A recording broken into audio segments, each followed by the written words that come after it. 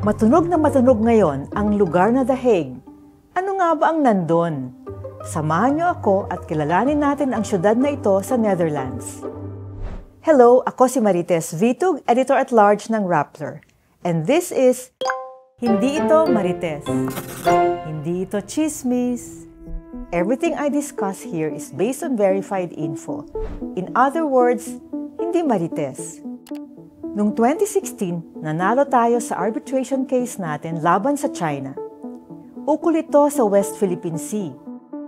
Ang International Tribunal na nag-decide nito ay nakabase sa The Hague, Netherlands. Parte sila ng Permanent Court of Arbitration.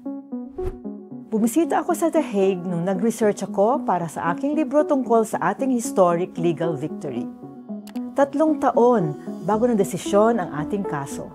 Nagkaroon ng public hearing sa Peace Palace, isang iconic na lugar. More than 100 years old na ito. Sa Great Hall of Justice naganap ang oral hearings. Ito ang pinakamalaking kwarto sa palasyo.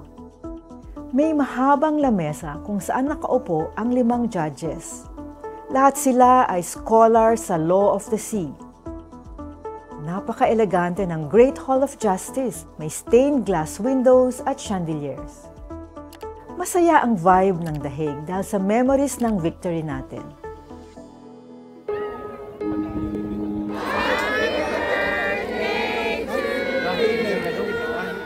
Ngayong 2025, bumalik ang The Hague sa ating consciousness dahil nakadetain doon si dating Pangulong Rodrigo Duterte.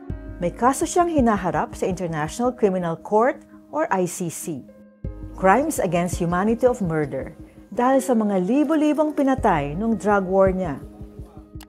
Moderno ang ICC building, 10 years old pa lang. Maaliwalas ito at nagpapahiwatig ng transparency dahil sa kanyang glass walls at arkitektura. Nabisita ko ang isa sa mga courtrooms ng ICC. May balcony para sa publiko. Pwedeng manood ng trial through a looking glass.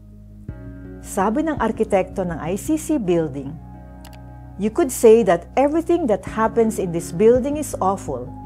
It's about torture, killing people, and the most horrible acts of war." Kaya sa design, binigyan diin ang pag-asa at fairness o pagiging patas. Pag-asa na magkakaroon ng hustisya ang mga biktima ng marahas na drug war. At fair trial.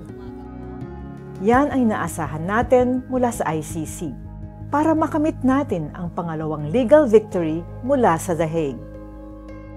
Para sa buong storya ng isyung ito, i-download ang Rappler Communities app at sumali sa Global Affairs chat channel.